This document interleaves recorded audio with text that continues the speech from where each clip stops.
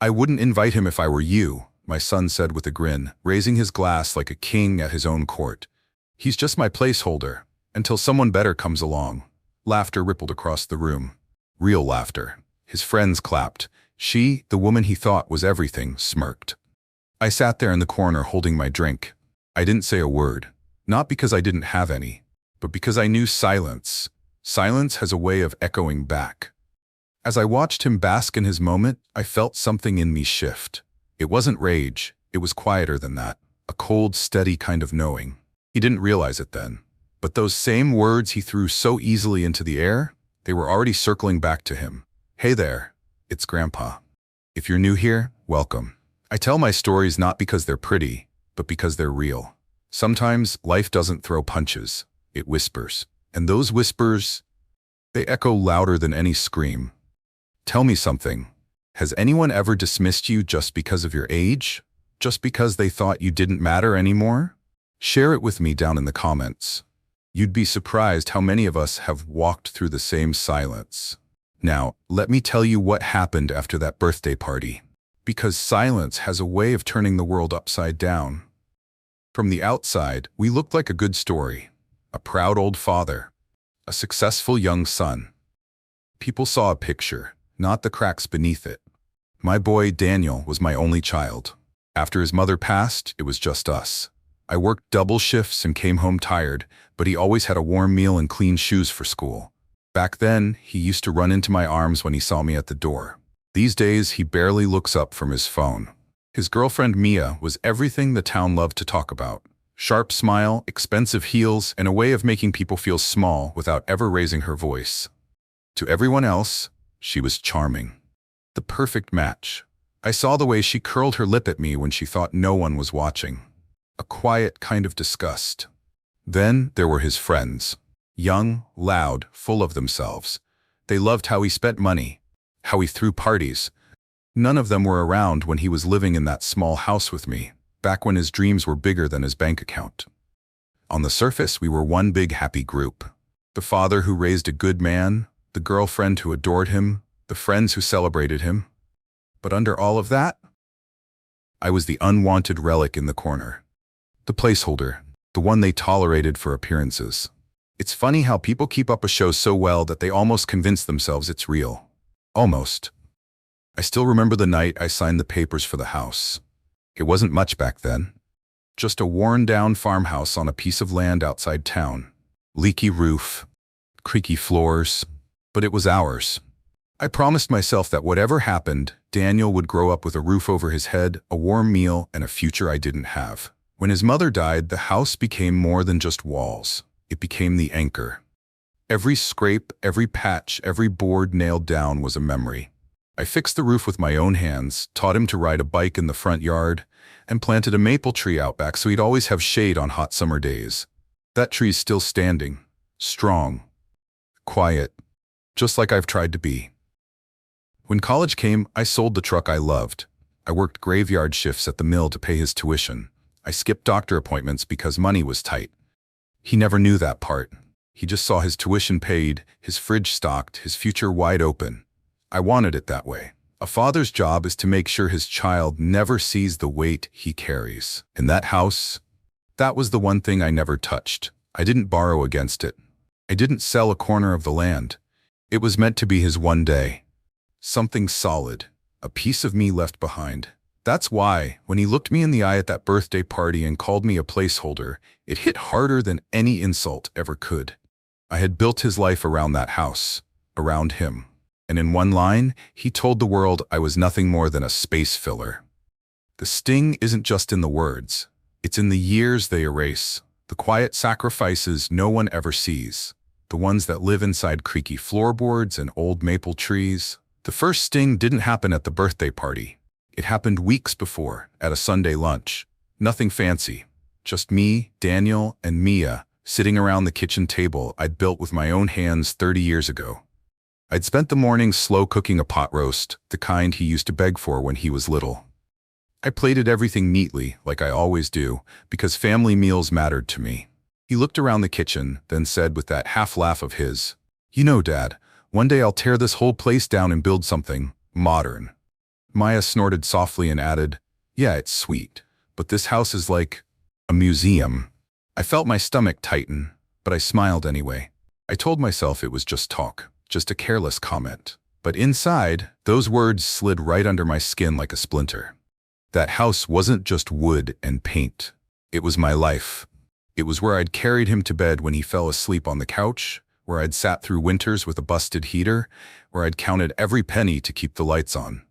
I forced a small laugh and said, "Well, as long as you build something strong, son." But in my head, I heard every word like it was carved into the walls. Tear it down. Museum. I didn't say a thing. I just swallowed it. But I remembered.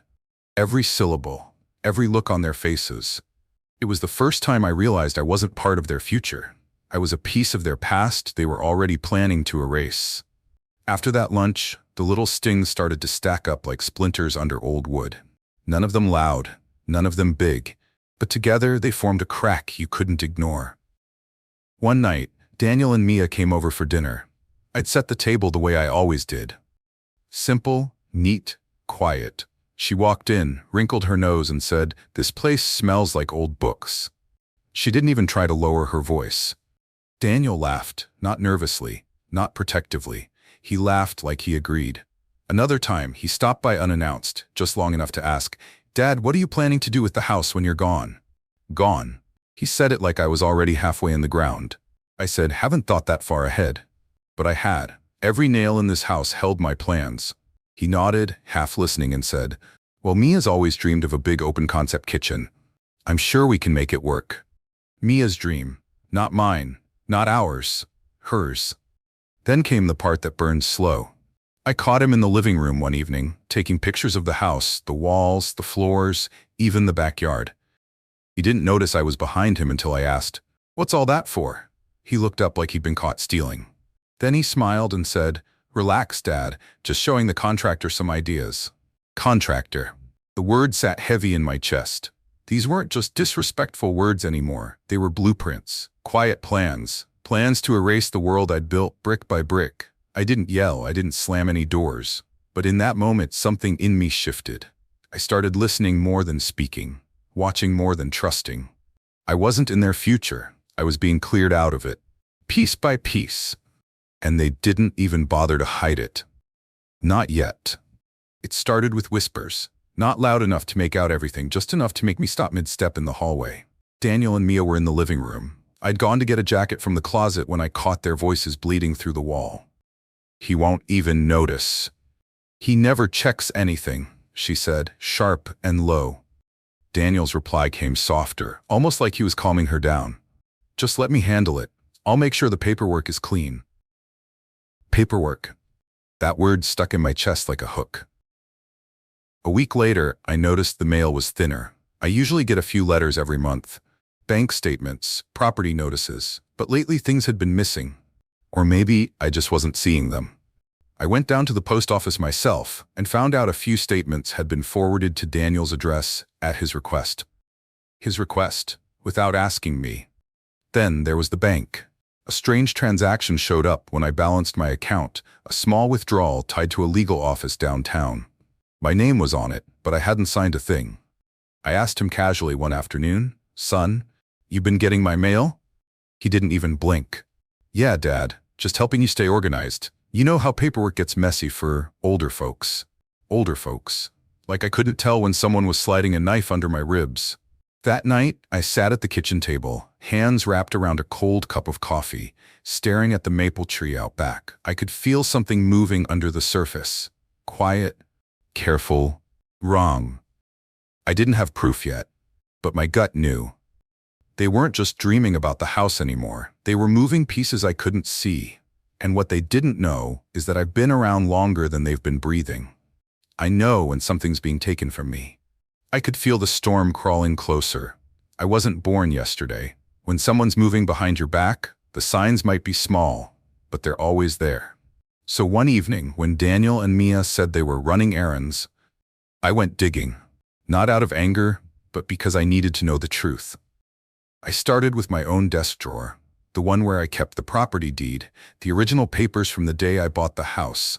Only, it wasn't there. I searched the files twice, then a third time. Gone. My hands tightened on the edge of the desk. I checked the old wooden box beneath the bed where I kept backup copies. That's when I saw it, a thin manila envelope tucked at the bottom.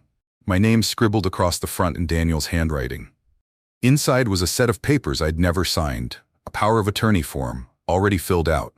My name, his signature, a few forged initials that tried to look like mine, sloppy, like he thought I'd never see them. But that wasn't the worst part. Behind those forms was a letter of intent from a construction company. My house, my land, scheduled for demolition within the year. Their signatures were at the bottom, not mine. I sat in the dark with that envelope in my lap, the only light coming from the lamp on the table. My heartbeat was steady, not frantic. It was the quiet kind of rage that doesn't burn hot. It freezes. And then, like fate wanted to twist the knife a little slower, my phone buzzed. A message I wasn't meant to get. A voice memo accidentally sent from Daniel's phone. Mia's voice came through clear as day. He's old, Danny. He won't even know what hit him. Just get the signatures. By the time he figures it out, the house will be gone, and we'll be in the new one. I played that message twice. Then I saved it. I didn't yell. I didn't call him. I just leaned back in my chair and whispered to the empty room. You made your move, son. Now I'll make mine. They thought I was weak because I was quiet. They forgot. Quiet doesn't mean blind.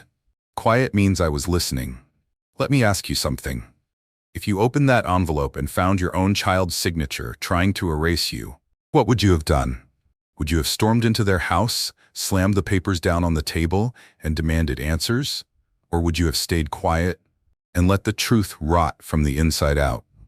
I sat in that chair for a long time, long enough to feel the weight of every sacrifice I'd ever made.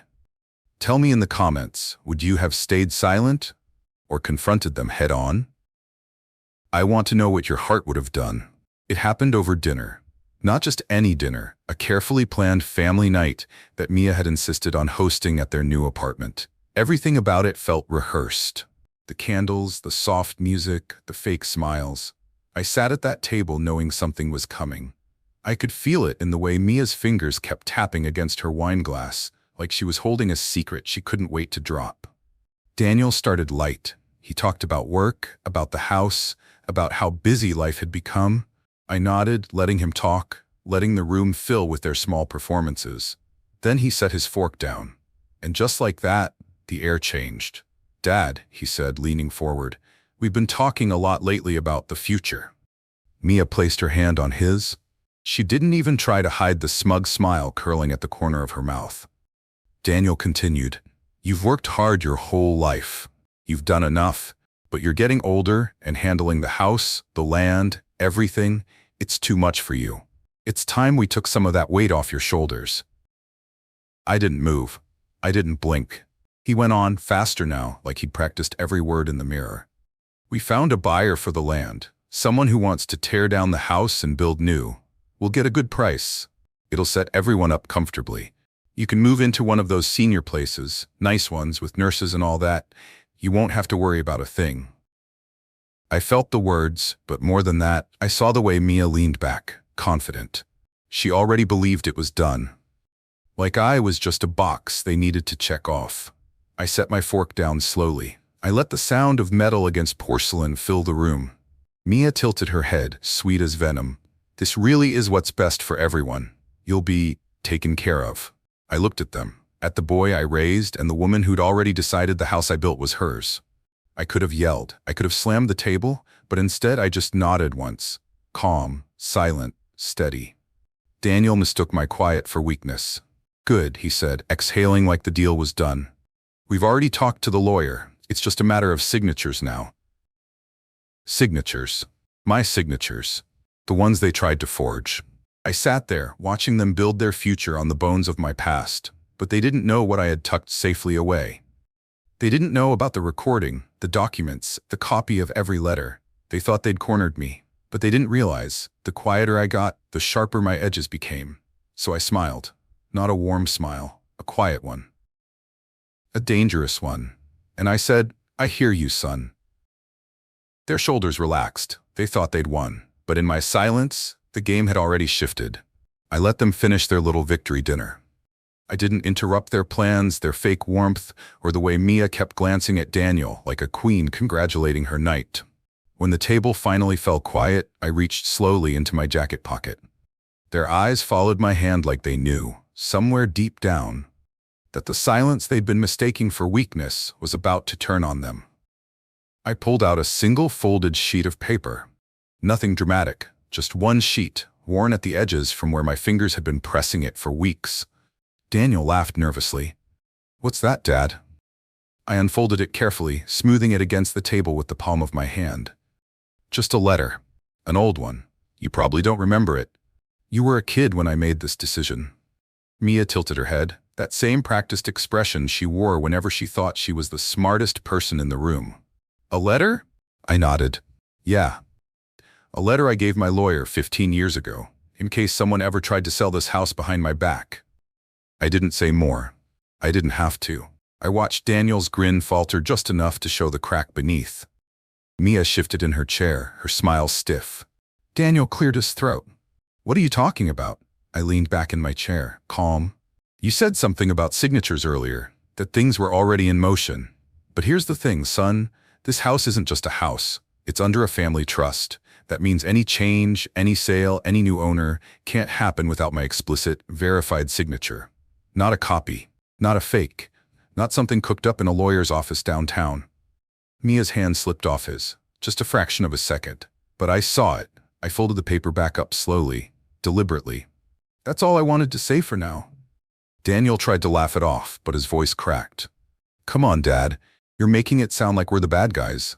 I didn't reply. I just looked at him, really looked at him. And he couldn't hold my gaze. The air had changed. The easy power they thought they held was shaking, and they could feel it. But I wasn't done. Not yet. That was just the first tap on the wall they built. They didn't know I still had the wrecking ball. I could have ended it there, let them stew in the crack I'd made in their confidence. But no, they'd already built their house of greed too high. And the higher they built it, the harder I wanted it to fall. I stood up from the table, not fast, not angry, just steady. That alone made Daniel shift uncomfortably in his chair. Mia stiffened, her perfect little smile slipping like cheap paint in the rain. "You know," I said, reaching for my other pocket, "I kept something else, something a little louder than a letter." Maya's eyes narrowed. Daniel's fork hit the plate. I unlocked my phone and pressed play. Her voice filled the room, clear, sharp, and cold. "He's old, Danny. He won't even know what hit him. Just get the signatures. By the time he figures it out, the house will be gone, and we'll be in the new one." Daniel went pale. Mia's face drained of color so fast it was almost satisfying to watch. I let the recording play all the way to the end.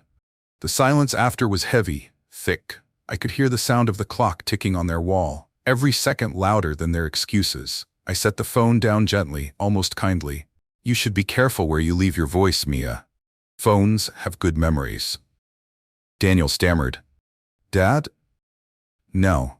My voice was quiet, but it cut through him like glass. "You planned to steal the home I built with my hands. You forged my name. You tried to erase me. That's not a mistake, Daniel. That's a choice."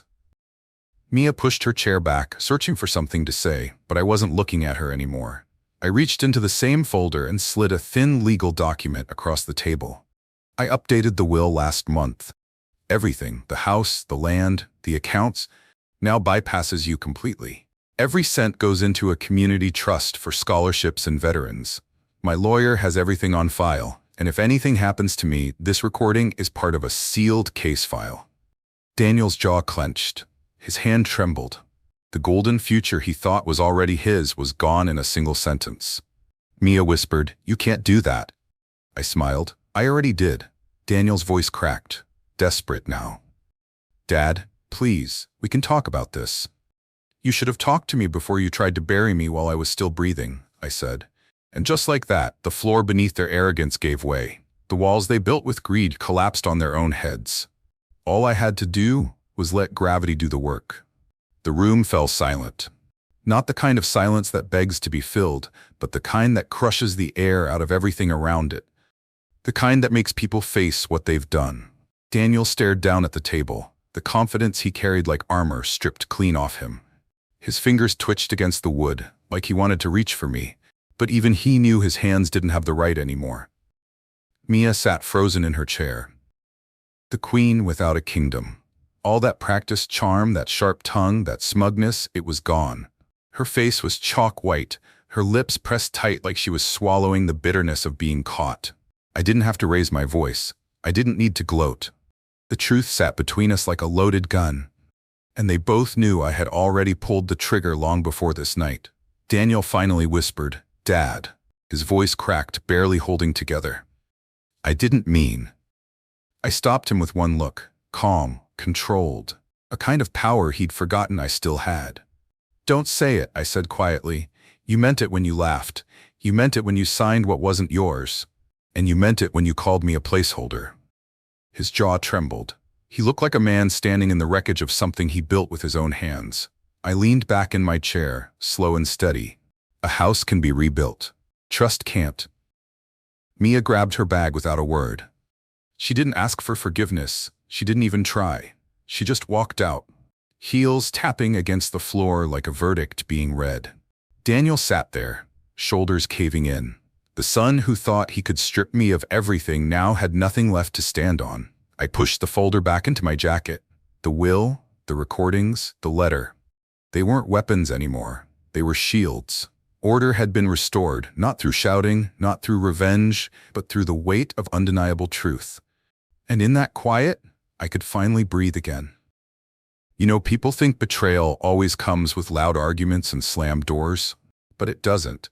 Sometimes it comes dressed as a smile at your table. Sometimes it sounds like a joke said too loud. I've learned something in all my years. Silence isn't weakness. It's a mirror. And when people look into it, they eventually see who they really are. Respect isn't something you inherit. It's something you give or lose forever. Greed may build a plan, but truth always tears it down. And the ones who mistake your quiet for softness, they're the ones who never see it coming when the truth arrives. And that is how a few cruel words at a birthday party came full circle. I didn't need to shout. I didn't need to lift a hand. All I needed was the truth and patience. If you've listened this far, thank you. It's not easy to share stories like this, but I know some of you out there have been called a burden, a problem, or maybe even a placeholder too. Tell me in the comments, what would you have done in my place? Would you have stayed quiet and let the truth rise on its own? Or would you have confronted them right away? I want to hear your stories because they matter. And if you found strength in mine, don't forget to subscribe, share this story, and check out the other confessions waiting for you on this channel. Until next time, this is Grandpa saying stay strong, stay wise, stay blessed.